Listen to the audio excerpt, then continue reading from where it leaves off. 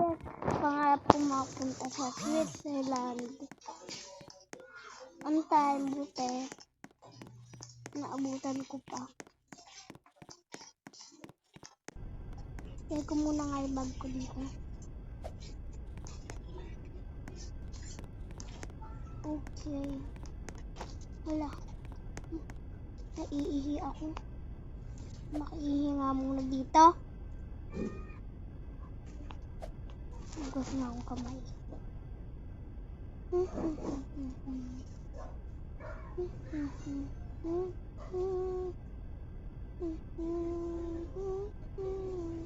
Hala, hala, hala, hala, hala, oh my god, hala.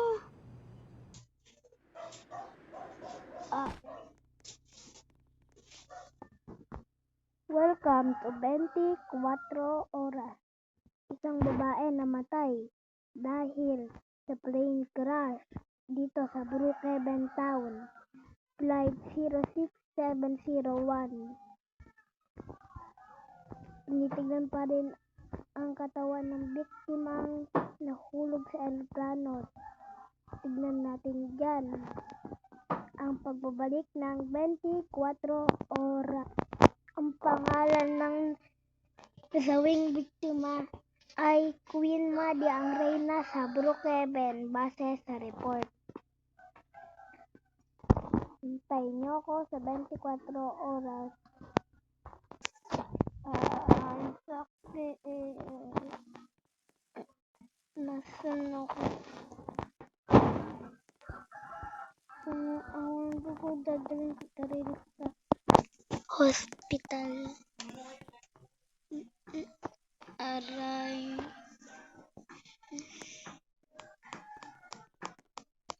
Ako makalakad ng maayos.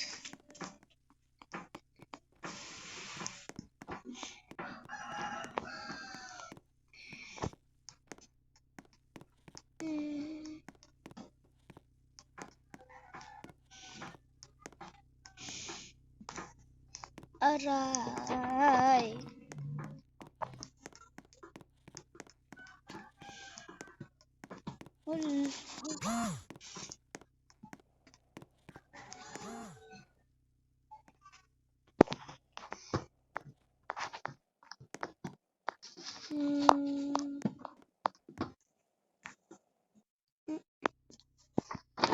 Base dito sa operasyon niya, okay naman siya. Kaso nabalian ata siya ng buto. Scan ko nga sa x-ray. Non-scan dito.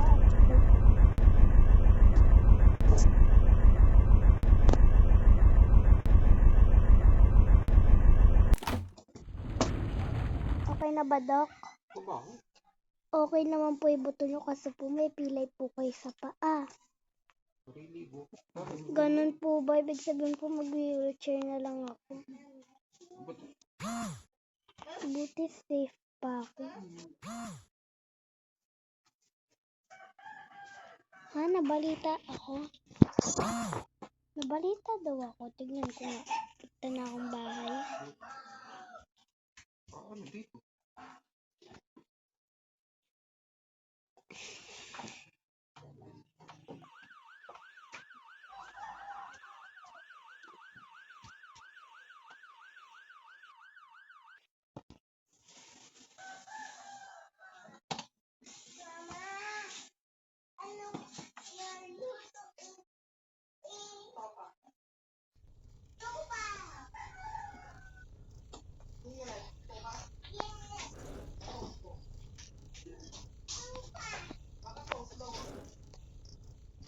Tandaan ko wala nga pala kaming TV, pero tignan ko nga sa cellphone. Bilis naman itong wheelchair ko. Tignan ko nga. Wala, oo nga na, totoo.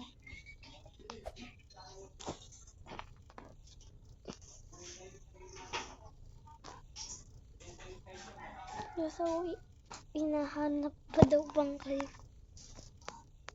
Hindi naman ako patay. Safe ako. Sa bahay ako. Try ko nga pupunta. Yun.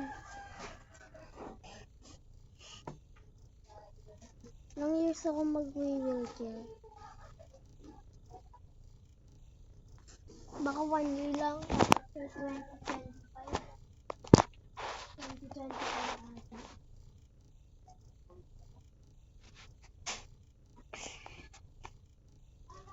Back to 2023.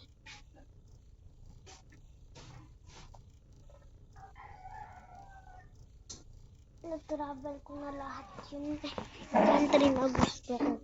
Back to 2022. After 2025, magpapalit na nga akong damit ko. Ano ba yan? Aray! Buti nakasakay pa ako mag-isa.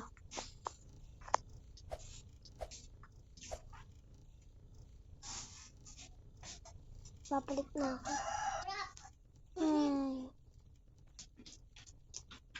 Tutulog ako.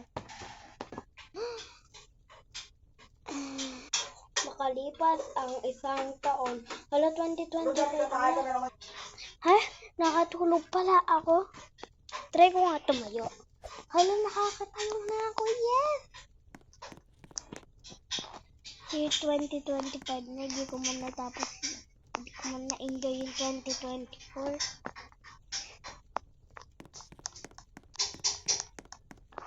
Nag-snow na naman.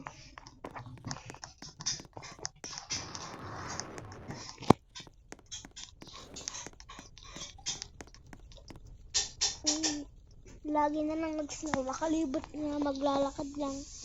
Hala, nagulog pa talaga ako dito. Dumi na ako, magpapalit ako. Ako kasi.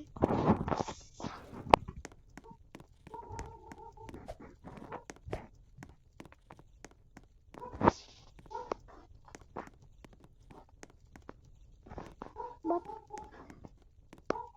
Papalit na nga. Nakapagpalit na rin. Okay lang kahit di ko natapos si year 2025. At least.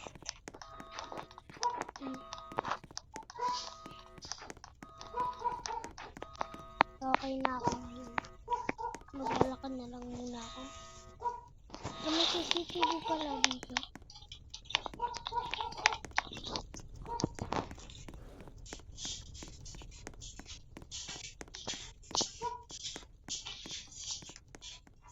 Kaya tapusin natin yung year 2025. Magbigay kayo ng memories.